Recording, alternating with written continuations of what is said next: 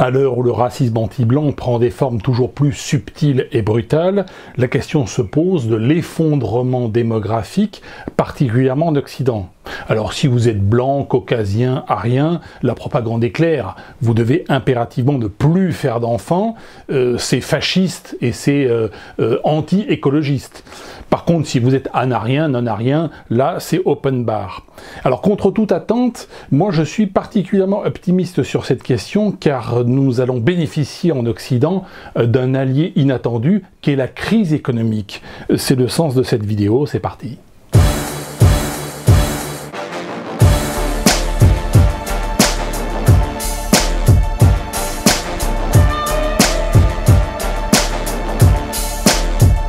L'effondrement démographique frappe d'abord l'humanité lorsqu'il s'agit de la transition démographique, de l'exode rural, lorsque les populations passent des campagnes vers les villes, ce que nous avons connu en Europe à la fin du 19e siècle et au début du 20e siècle, et ce que le reste du monde a connu, notamment l'Asie, l'Afrique du Nord, l'Afrique noire, à la fin, et l'Inde bien sûr, à la fin du 20e siècle et au début du 21e siècle. Autre facteur qui accompagne cet exode rural, c'est l'éducation des femmes. Lorsque le taux d'éducation des femmes atteint un niveau, et des jeunes filles atteint un niveau relativement élevé, eh bien, ces jeunes filles font beaucoup moins d'enfants, elles maîtrisent davantage leur naissance et la démographie, et nous avons donc un effondrement démographique. Ce qui m'intéresse dans cette vidéo, c'est de traiter de l'effondrement démographique dans les sociétés développées, dans les sociétés industrialisées. Alors d'abord, traitons de la question de l'Europe. C'est vrai que l'un des arguments aujourd'hui relativement forts est de dire que l'Europe est prise dans une idéologie antifasciste, antiraciste et écolo-anxieuse, hein, c'est l'écolo-anxiété ou éco-anxiété.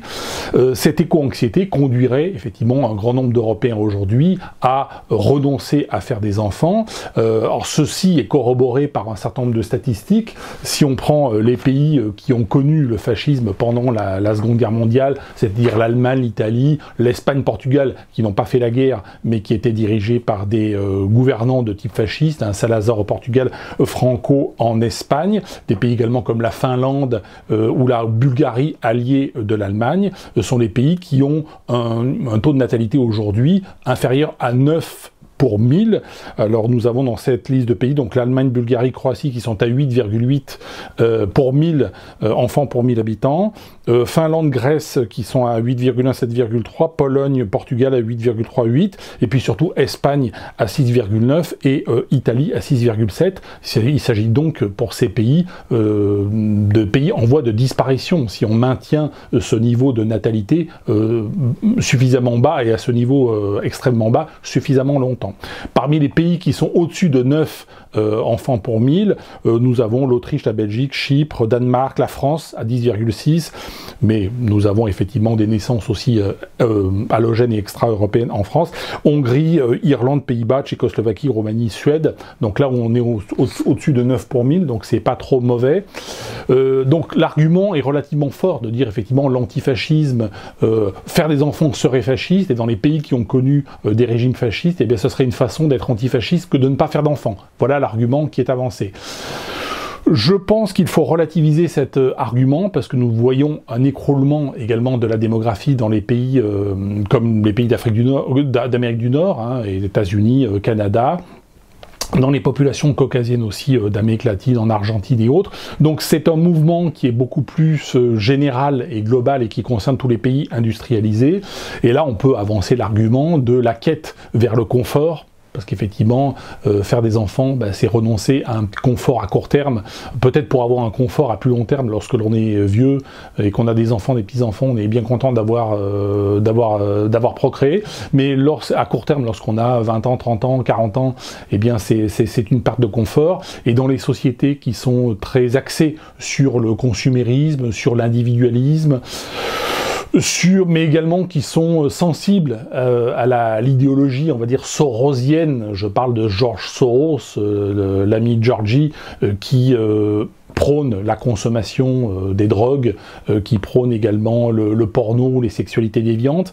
Donc dans ces sociétés-là, effectivement, la rencontre entre l'homme et la femme et le projet de construire une famille, et d'une famille relativement nombreuse, avec plus d'un enfant, on va dire au moins 2 ou 3 enfants, ce projet, il est battu en brèche par ce consumérisme et par cette idéologie dominante. C'est le deuxième argument que l'on pourrait avancer.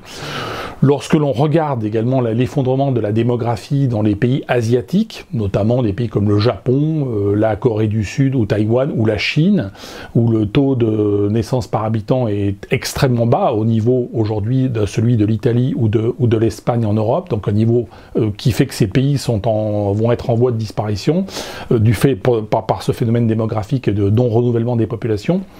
Sur la question de l'importance de la bulle immobilière, sur la question de l'importance des coûts d'éducation, et on a des populations qui en général décident de faire pas ou peu d'enfants, en tout cas peu d'enfants, pour pouvoir éduquer proprement ces enfants et leur permettre une grande réussite scolaire. On se rend compte que dans ces pays, il y a également une sexualité en berne.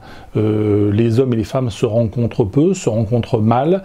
Les schémas de mariage traditionnels sont laissés de côté et ils n'ont pas trouvé d'alternative.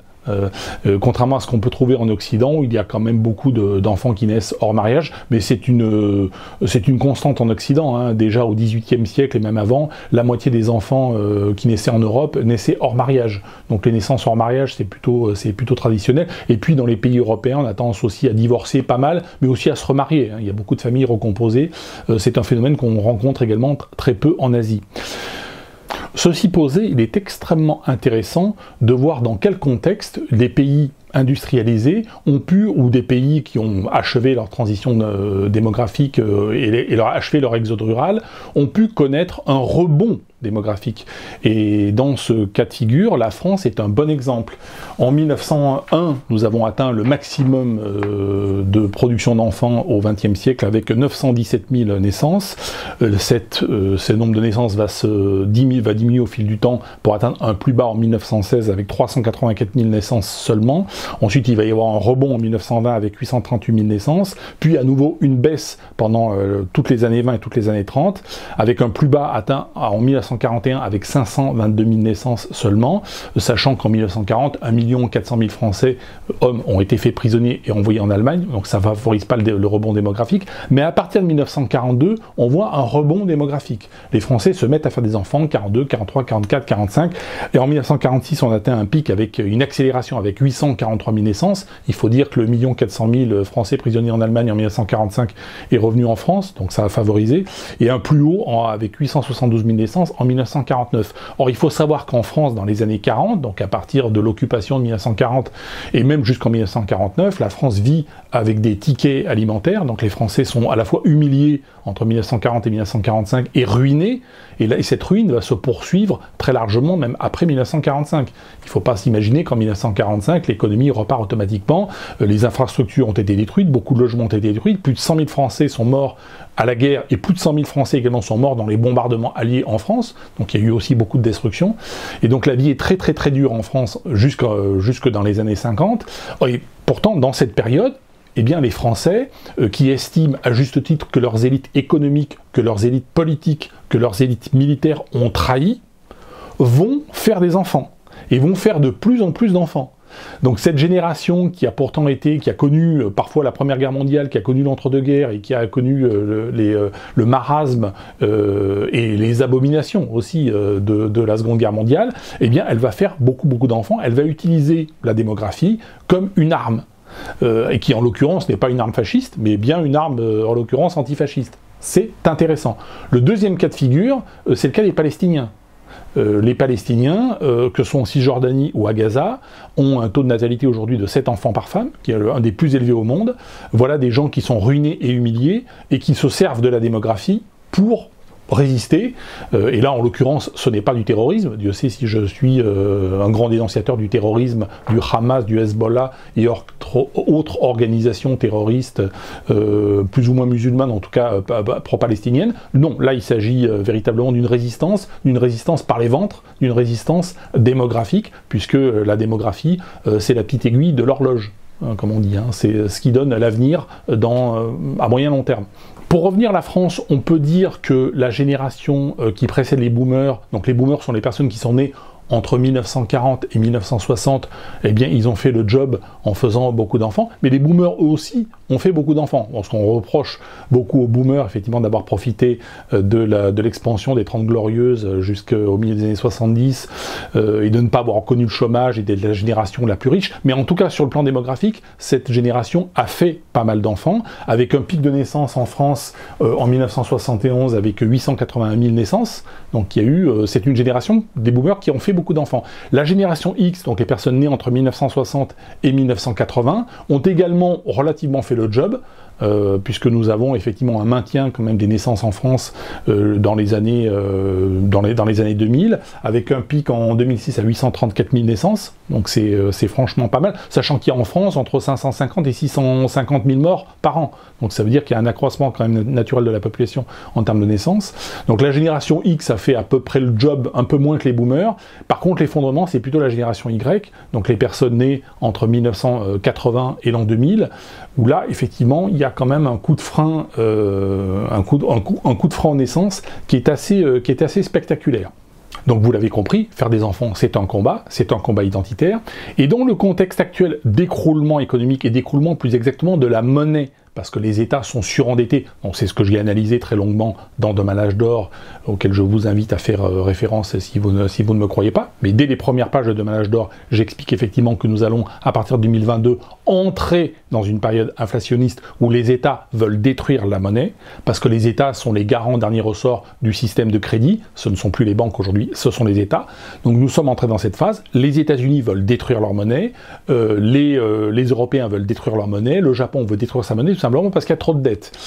Et ceci va aboutir à une crise économique épouvantable, en faveur des détenteurs d'or et des détenteurs de Bitcoin, bien évidemment, mais ça veut dire que 99,9% de la population va connaître un certain marasme économique dans les décennies à venir, et c'est en cela, effectivement, que nous pourrions avoir un rebond démographique en Occident, parce que humiliés et ruinés, comme dans les années 40, eh bien les Européens, les Occidentaux, seront probablement disposés à contester leurs élites, les élites qui les ont plantés, les élites qui les auront ruinés et humiliés, en faisant des enfants.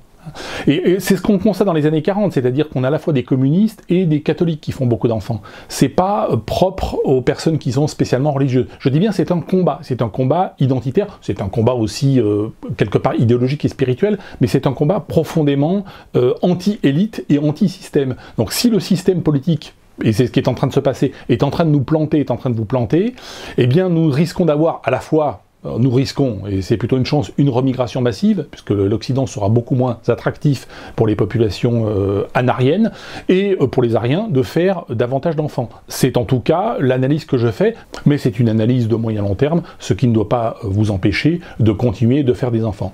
Voilà, merci à toutes et à tous, et je vous dis à bientôt.